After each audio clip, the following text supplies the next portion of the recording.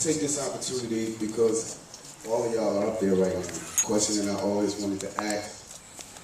If I was to play one record for somebody who had never heard funk before, I always told my uncle, if I was to play for any of you who've never heard funk before, the record would be Funkadelic. I would play Funkadelic because it's so vast with what they're doing in that song, musically. So instead of Taylor Rip Off the Sucker or Flashlight, I mean, those songs work. But the musical composition of Funkadelic, the bass line, the keyboard work, the vocal structure. Can y'all say something about that record, Bootsy? That bass line, can you just say anything about it? Anything. Well, I mean, back in that time, it was like, you get these riffs, you get these like bass line and guitar line, and I knew George liked the lines that I would come up with, you know, like bass lines and then double it with the guitar. And that's pretty much, once I found out that he really liked that approach, I started going at it like that. And that's one of them kind that comes out of the sky. I mean, you know, you can't conjure those kind of things up, you know. Bernie can't conjure up the bass line like he did on Flashlight. I mean, those things come from somewhere else. And for me to claim that, you know, ain't no way I can claim that. It's, you know, it's a universal thing. It comes from out there. And all we are transmitters. We receive and we transmit to the public, you know. And y'all, it's spiritual, y'all. It's spiritual. Yeah. It comes from someone that comes through us. And don't think you're the one. I mean, y'all, it comes from your higher power or whatever you want to call it. And once it comes through, you know, you gotta have somebody that can absorb all of this, put it on the canvas, and decipher. And that's what this mother right here, he was great at doing that, and he was great at putting mothers together. Like, okay, if I put this combination together, he already knew this is about what I would get. You know, we wasn't thinking, you know, none of us was thinking, we was just, you know, Bernie was just playing what came through, I was playing, Cat, Eddie, everybody was just playing what they came through. This mother was the only one that could take what we was doing and say, okay, this would be good for this would be good for that. Because we wasn't thinking about none of that. You know, it was more about, you know, just getting it down, getting it out of you. You know, that's saying you full of shit. Y'all know about you full of shit? Well, everybody was full of shit. And we had to get it out of us. You know what I'm saying? And that's part of where funk came from. All of us being full of shit. You know? And George taught us, hey, go to the bathroom. I'm going to turn the tape on, go to the bathroom. And we did. 27 miles a day, and we loved it. Got that doo-doo. It's George's fault, I'm telling y'all that right now. So whatever went down, he did. Let me start some more shit then. Let's do it again.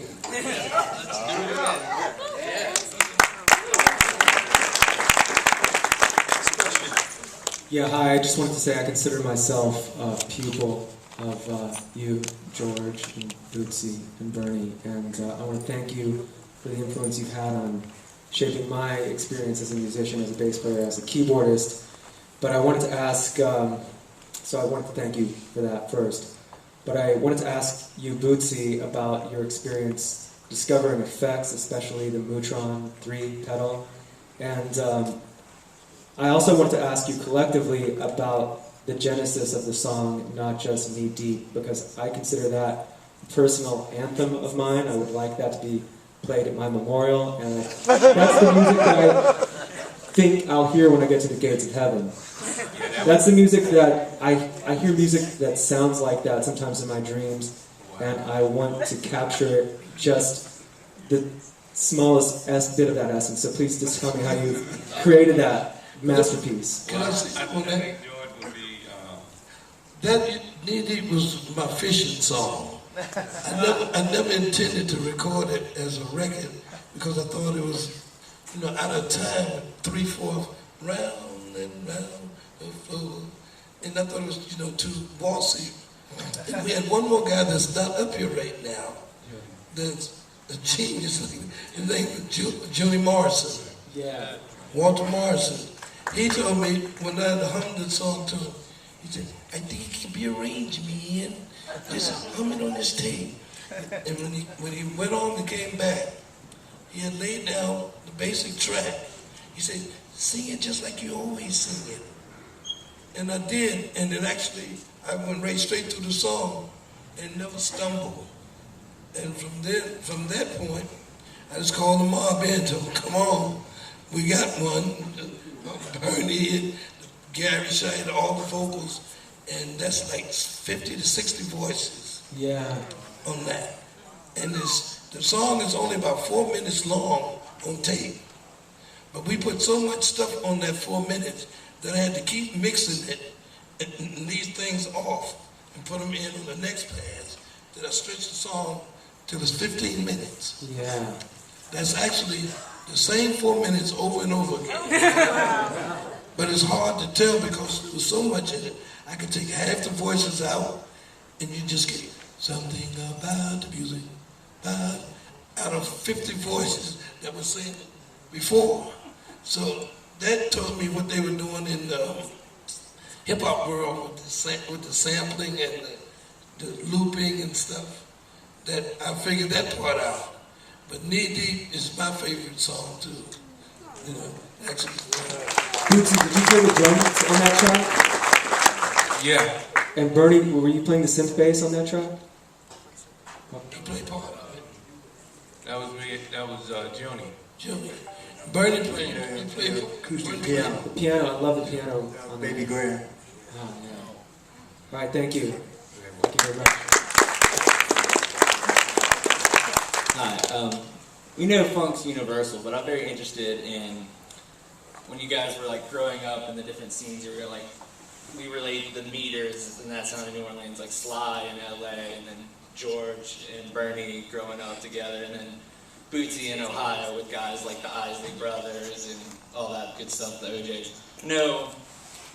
What your surroundings growing up, did that influence you, or what did you take from that, and then how did you all bring that together into what is this, like you said, this universal funk sound that we all love? Well, you're asking if the regional elements of Yeah, the music... the regional elements to the music, and is where, and then when growing up in the different places, is that, what did you find? Was that part of the influence, or was that not part of the influence? Or did you, like Bernie said, you just wake up and it was this one day you just felt the funk upon you, or But no, to me, you had to study everything around you. And if you was around Motown was there, and Ohio just had a farmland of good talent. There was so many of them around there.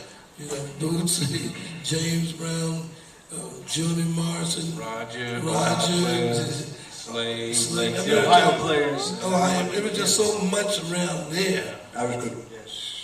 That you picked up from everywhere. You picked up from everywhere. Everything you heard, you learned. That's one thing Barry told us. If a record make it, find out what made it work. Don't pick on the part that you don't like. Find out whatever the essence of the record that worked. So I paid attention to anything. Because your chewing gum lose its flavor on the bedpost of the night. I something to bite that line.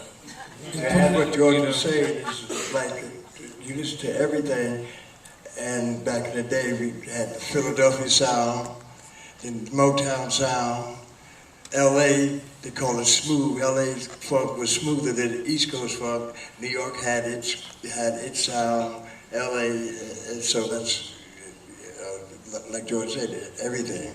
Well, it took me I kind of took another route because I wasn't, I didn't come up on listening to a lot of like records and studying people because we didn't have too much of that around us where I came up at. And so I took on the jazz musicians, the blues guys that my brother Catfish hung around. I took on a more of a community kind of approach. It was like Catfish always had people over to the house rehearsing. So I was always trying to get into rehearsal to hear them. It wasn't, for me, it wasn't about records. It wasn't about none of that commercial stuff. It wasn't about none of that stuff that you hear on the radio, because I wasn't getting enough of that. But community-wise, you know, Muzz was on the corner, you know, singing. They had guitars on the corner, you know, walking up and down the street playing. That's where I got really motivated and wanting to, you know, be this musician. These local cats were the ones, because I couldn't touch the radio, or, you know, I couldn't afford none of that. So it was like I had to go with the people around me, you know, and thank God it just. You were lucky to be in a good neighborhood. Well, it wasn't a good neighborhood. Musically a good neighborhood. Yeah. Well, if you made it, if you made it a good neighborhood, you know, it was a good neighborhood. You had to make it what it was. And for me, I had to, for each and every person, they have to find their own funk. They have to find, you know, it's like making, funk for me is making something out of nothing. And that's what each one of us did. You know, we made something out of nothing. We didn't have nothing, so we had to do with whatever we had, you know, to make it happen. And so when people ask me now, what is funk? Funk is making something out of nothing. Yeah. Each one of us up here, that's what we did. Thank you. Yeah. Bernie got a gig in an hour, so oh no, Bernie, you can't go, man. Sorry. Bernie! Hey, Bernie, let's go!